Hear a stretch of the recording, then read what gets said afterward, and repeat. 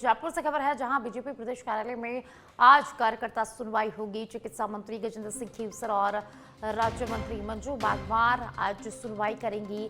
सुबह 11 बजे से दोपहर 1 बजे तक कार्यकर्ताओं की सुनवाई होगी, जहां पर कार्यकर्ताओं की समस्याओं को सुना जाएगा, उनका निस्तारण किया जाएगा। तो आज भाजपा प्रदेश कार्यालय में मंत्री दरबार लगेगा, कार्यकर्ताओं की आज सुनवाई होगी।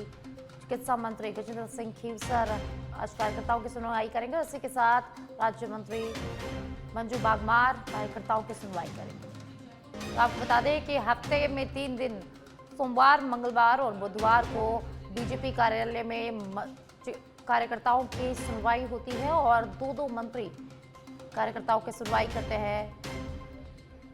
और ज्यादा जानकारी के लिए सहयोगी लाल सिंह, पॉलिटिकल एडिटर लाल सिंह फौजदार मेरे साथ जुड़ गए हैं।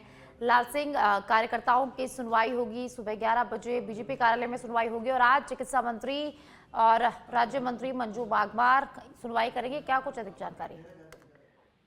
जी साक्षी, बिल्कुल सोमवार, मंगलवार और बुधवार को भाजपा प्रदेश कार्यालय में कार्यकर्ताओं की सुनवाई होती है। इसी कड़ी में आज 2 मंत्री कार्यकर्ताओं की सुनवाई करेंगे। चिकित्सा मंत्री गजेंद्र सिंह खीवसर और राज्य मंत्री मंजू बागवार, महिला एवं बाल विकास राज्य मंत्री मंजू बागवार सुनवाई करेंगी। 11 बजे से 1 बजे तक जन सुनवाई होगी।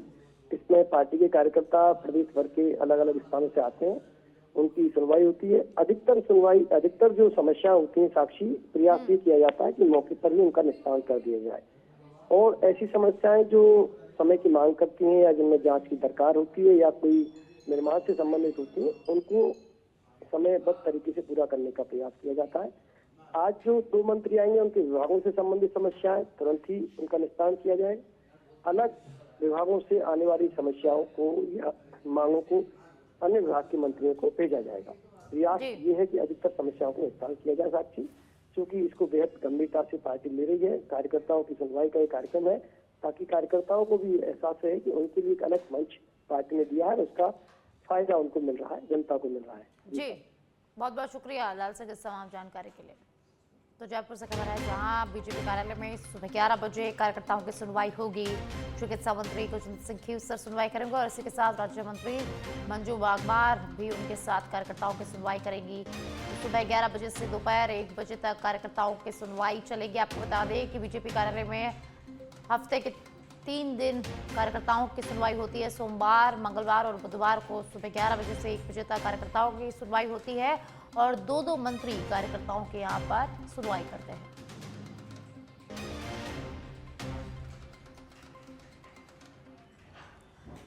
भलसून कस्बा बुधवार को भी घने कोहरे की आगोश में सिमटा रहा। सुबह से ही मौसम का मिजाज बिगड़ा हुआ नजर आया और ठंडी हवाओं के चलते तापमान में भारी गिरावट दर्ज की गई है।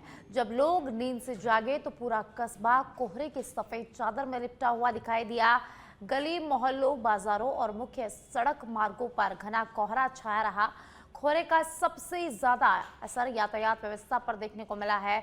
विजिबिलिटी कम होने के कारण वाहन चालकों को भारी परेशानियों का सामना करना पड़ा और वाहन हेडलाइट जलाकर रेंगते नजर आए। सर्द हवाओं के चलते न्यूनतम तापमान में भी गिरावट से लोगों की मुश्किलें यहां पर बढ़ गई है। सुबह के समय बाजारों में सन्नाटा पसरा रहा और जो लोग बाहर निकले वे पूरी तरह गर्म कपड़ों में लिपटे नजर आए। शीतलहर के असर से लोग ठिठुरते रहे। शाम होते होते ठंडी हवाएं और तेज हो गई, जिससे सर्दी के तेवर और तल्ख हो गए हैं। सर्दी से बचाव के लिए लोग जगह जगह अलाव तापते हुए भी यहाँ पर नजर आए। तो जैसलमेर के भलसून से खबर है, जहां मौसम का मिजाज बिगड़ा हुआ नजर आया। ठंडी हवाओं के चलते तापमान में भारी गिरावट यहां पर दर्ज की गई है और कल सुबह से ही घना कोहरा क्षेत्र में छाया रहा, जिससे वाहन चालकों को भारी परेशानी का सामना करना पड़ा। और इसी के साथ सुबह के समय बाजारों में सन्नाटा पसरा रहा और जो लोग बाहर निकले वे गर्म कपड़ों के साथ बाहर नजर आए।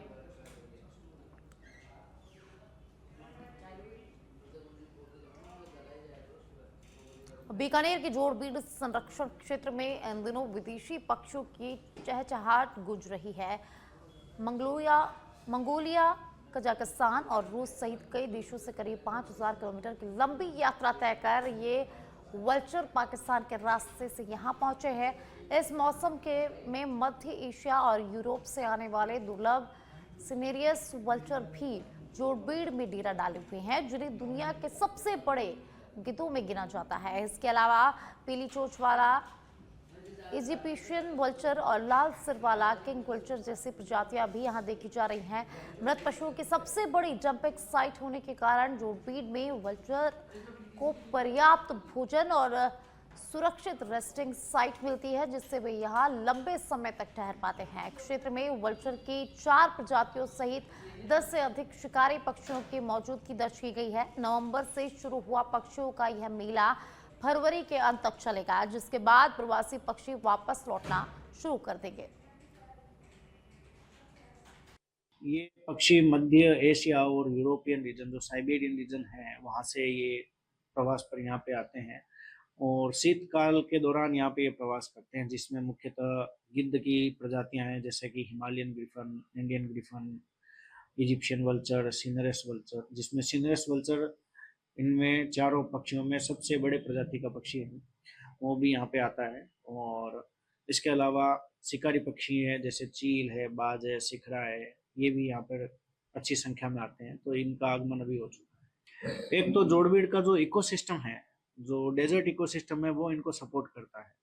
खुला क्षेत्र है, वृक्षों का घनत्व कम है और चारागाह क्षेत्र है, जिसके कारण घास की कई सारी प्रजातियां और छोटी छोटी झाड़ियों की प्रजातियां यहाँ पे हैं। तो शिकारी पक्षियों को उससे यह लाभ होता है कि बड़े ही ऊंचाई से वे अपना शिकार नीचे जमीन पे देख पाते हैं और चील, बाज, सिखरा, ये जो शिकारी पक्षी हैं, वो अपना शिकार आसानी से यहाँ पे पर्याप्त मात्रा में उपलब्ध है, उनका शिकार। प्रदेश में इन दिनों ऐसे मेहमानों ने डेरा डाला हुआ है। बीकानेर में 100, 200, 500 किलोमीटर नहीं, 5000 किलोमीटर सफर तय कर बीकानेर में पहुंचे हैं विदेशी गिद्ध। इन गिद्धों को देखकर काफी लोगों में काफी उत्साह है। पर्यटन भी काफी संख्या में बीकानेर में पहुंचने लगे हैं। ये गिद्ध आकर्षक का केंद्र बने हुए हैं।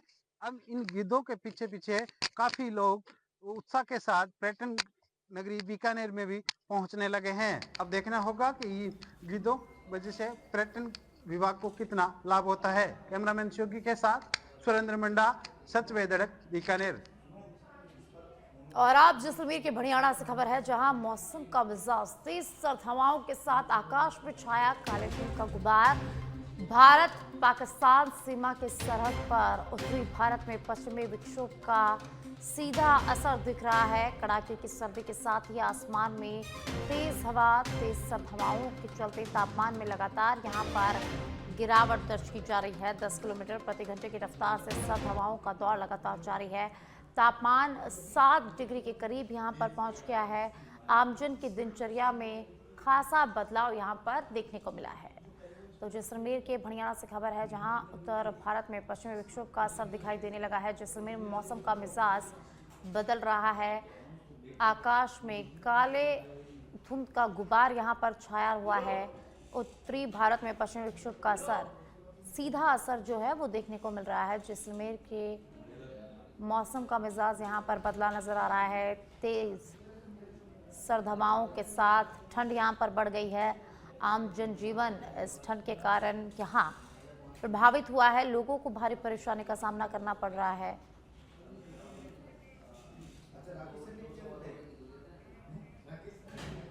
फलसून पुलिस ने वाहन चोरी के एक मामले में त्वरित कार्रवाई करते हुए आरोपी को गिरफ्तार कर कस्बे के बाजार में पैदल जुलूस निकाला है। वहीं थानाधिकारी भंवरलाल बिश्नोई ने बताया कि 4 जनवरी को गुलाब सिंह ने थाने में रिपोर्ट दर्ज कराई थी। रिपोर्ट में बताया गया था कि वह फियाज खां की कार पिछले 2 साल से चला रहा था। 3 जनवरी को जैसलमेर जाने के लिए बलवीर सिंह किराए पर लेकर आया था। फलसून पहुंचने पर खाने के लिए एक होटल पर रुके, जहां कार की चाबी अंदर ही थी। इसी दौरान मौका पाकर बलवीर सिंह ने गुलाब सिंह की जानकारी के बिना कार चालू कर चोरी कर ली। मामले की गंभीरता को देखते हुए पुलिस ने तुरंत मामला दर्ज कर त्वरित से खुलासा करते हुए आरोपी बलवीर सिंह को गिरफ्तार कर लिया है। वहीं आरोपी के खिलाफ पहले 9 मुकदमों में चालान पेश किए जा चुके हैं। फिलहाल आरोपी से गहन पूछताछ जारी है और पूरे मामले की जांच की जा रही है। तो जैसलमेर के फलसून से खबर है, जहां फलसून पुलिस की बड़ी कार्रवाई देखने को मिली है। वाहन चोर आरोपी को पुलिस ने गिरफ्तार कर लिया और वहीं बाजारों में उसका पैदल जुलूस निकाला गया और अब पुलिस आरोपी से लगातार पूछताछ कर रही है और पूरे मामले की जांच में जुट गई है।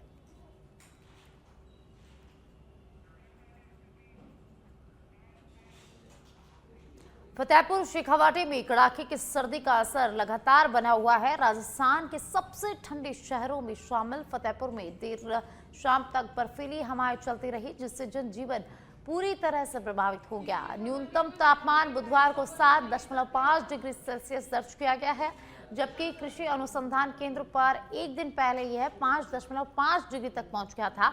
ठंड के चलते सुबह शाम दुकानों, घरों, रास्तों और बस स्टैंड पर लोग अलाव तापते यहां पर नजर आ रहे हैं। वहीं जानवर भी अलाव के आसपास सर्दी से बचते दिखाई दिए। घना कोहरा और शीतलहर के कारण सुबह के समय विजिबिलिटी 25 से 30 मीटर तक सिमट गई, जिससे वाहन चालकों को भारी परेशानी का सामना करना पड़ा। लगातार कोल्ड डे की स्थिति के चलते अधिकतम तापमान में भी गिरावट दर्ज की जा रही है, जिससे सब्जी की फसलों में नुकसान की आशंका यहां पर बढ़ गई है। मौसम विभाग के अनुसार शेखावाटी अंचल में आगामी एक सप्ताह तक कोहरा और शीतलहर का असर बना रह सकता है।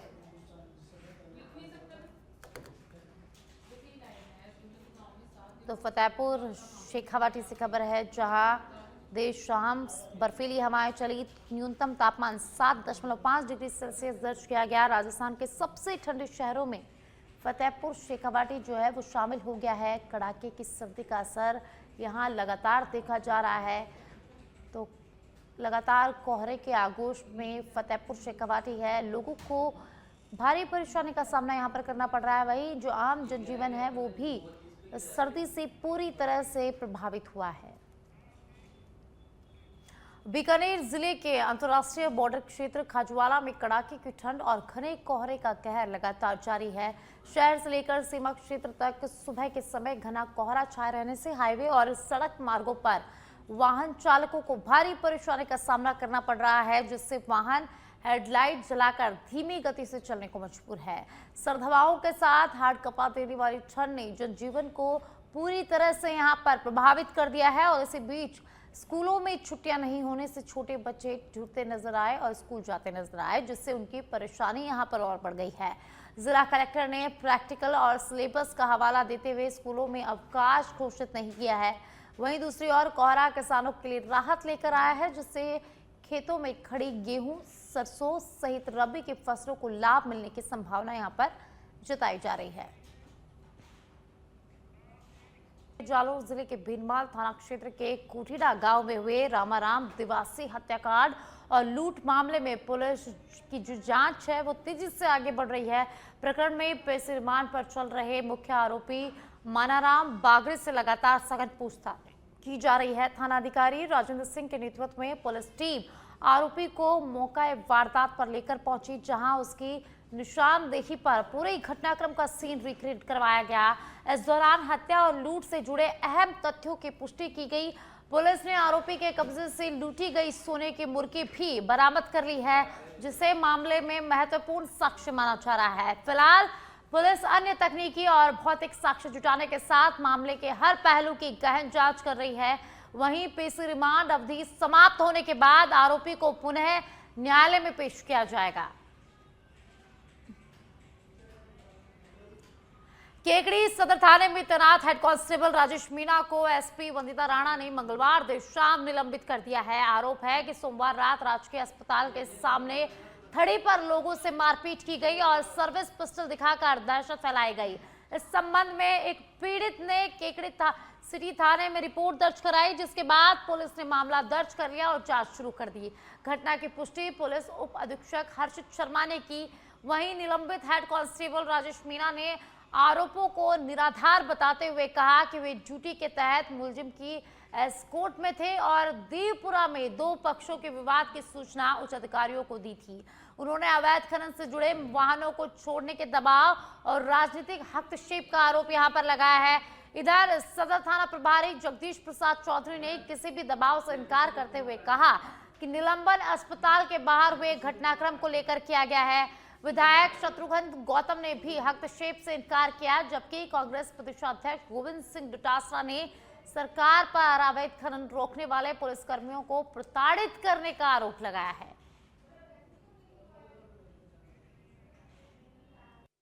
कल 5 तारीख को रात्रि 1 बजे के आसपास केकड़ी सदर थाना पर पदस्थापित हेड कांस्टेबल राजेश मीणा द्वारा, जो डीओ ड्यूटी पर था, केकड़ी पुलिस अस्पताल के सामने प्राइवेट सिविलियंस के साथ मारपीट की गई।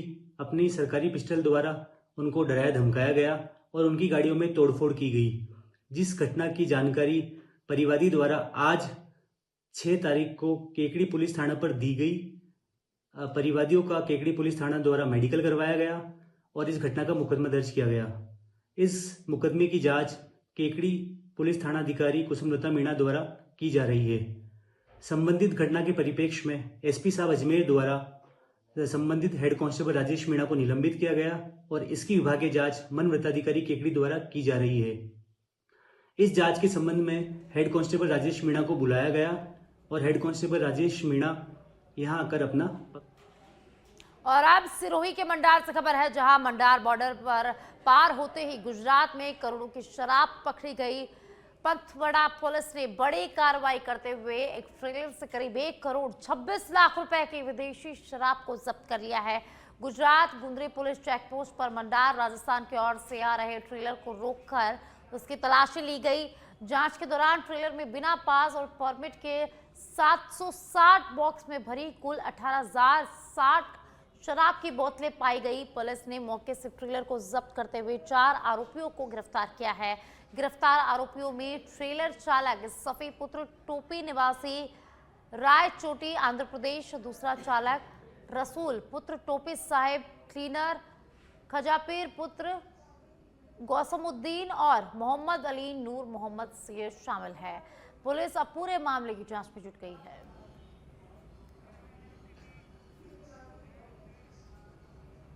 इसी बीच जयपुर से खबर सामने आ रही है, जहां सब इंस्पेक्टर भर्ती 2021 से जुड़ा ये पूरा मामला है। एसआई भर्ती 2021 रद्द करने और आरपीएससी सदस्यों के विरुद्ध टिप्पणी से जुड़ा ये पूरा मामला है। मामले में राजस्थान हाई कोर्ट में सुनवाई अधूरी रही और अब मामले में आज 10:30 बजे सुनवाई होगी, यानी कि थोड़ी ही देर में इस मामले की सुनवाई होगी।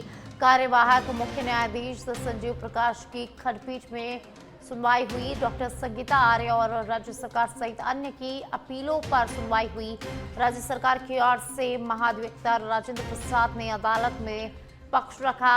मूल याचिकाकर्ता कैलाश चंद्र शर्मा की ओर से प्रार्थना पत्र पेश किया गया। ईडी की चार्जशीट को कोर्ट में पेश करने के लिए प्रार्थना पत्र यहां पर लगाया गया। एडवोकेट हरेंद्र नील के जरिए प्रार्थना पत्र पेश किया गया।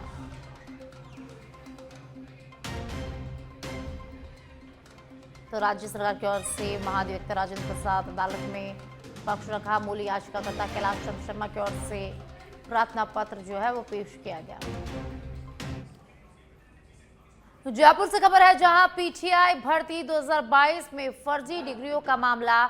उत्तर प्रदेश सरकार ने जेएस शिकोहाबाद विश्वविद्यालय की मान्यता को रद्द किया है। राजस्थान कर्मचारी चयन बोर्ड ने पत्र लिखा था, उत्तर प्रदेश सरकार से अनुरोध किया था, गृह विभाग से जांच करवाने के लिए अनुरोध किया था। पीटीआई भर्ती 2022 भर्ती में फर्जी डिग्रियों का ये पूरा मामला था।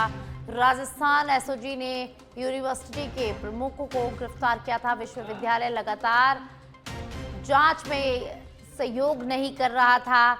उत्तर प्रदेश कैबिनेट की बैठक में ये निर्णय लिया गया।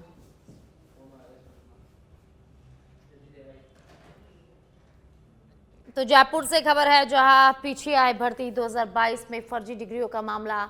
उत्तर प्रदेश सरकार ने जेएस शिकोहाबाद विश्वविद्यालय की मान्यता को रद्द कर दिया है। राजस्थान कर्मचारी चयन बोर्ड ने पत्र लिखा था, उत्तर प्रदेश सरकार से अनुरोध किया था, गृह विभाग से जांच करवाने के लिए भी अनुरोध किया था। और ज्यादा जानकारी के लिए सहयोगी कुणाल मेरे साथ जुड़ चुके हैं। कुणाल, पीटीआई भर्ती 2022 में फर्जी डिग्रियों से जुड़ा ये पूरा मामला है। उत्तर प्रदेश सरकार ने जेएस शिकोहाबाद विश्वविद्यालय की मान्यता को रद्द कर दिया है, क्या कुछ ज्यादा जानकारी कुणाल? देखिए, आपको बता दें कि जेएस शिकोहाबाद यूनिवर्सिटी जो उत्तर प्रदेश में मौजूद है, इसको लेकर लगातार जो है अनियमितताओं की शिकायत मिल रही थी और बैक डेट में इस यूनिवर्सिटी के द्वारा डिग्री जारी की जा रही थी।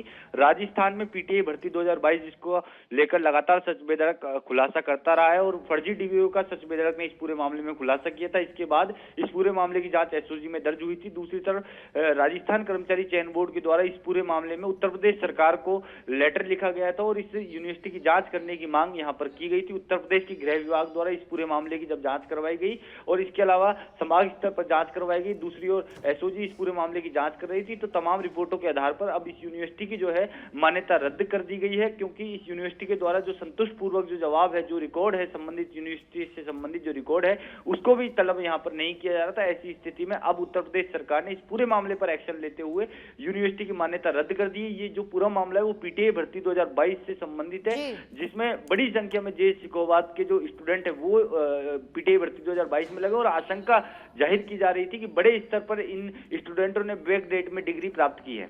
जी बहुत बहुत शुक्रिया कुणाल इस तमाम जानकारी के लिए। तो जेएस शिकोहाबाद विश्वविद्यालय की मान्यता रद्द हो गई है। राजस्थान कर्मचारी चयन बोर्ड ने पत्र लिखा था, उत्तर प्रदेश सरकार से अनुरोध किया था, जांच के लिए यहाँ अनुरोध किया गया था और अब जेएस शिकोहाबाद विश्वविद्यालय की जो मान्यता है वो रद्द कर दी गई है।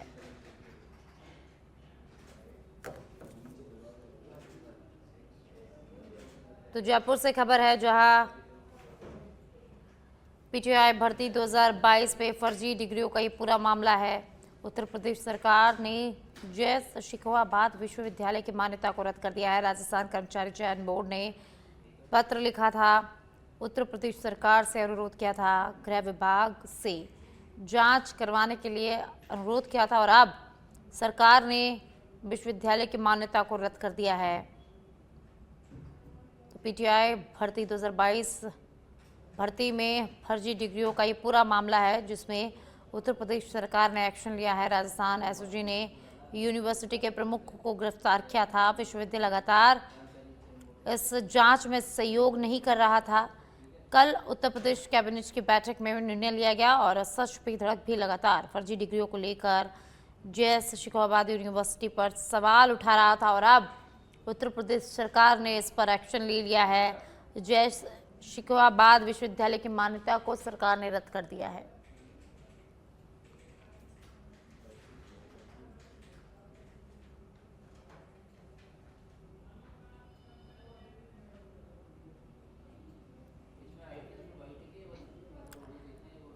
तो पीटीआई भर्ती 2022 में फर्जी डिग्रियों का ये पूरा मामला है, जिसमें उत्तर प्रदेश सरकार ने बड़ा एक्शन लिया है।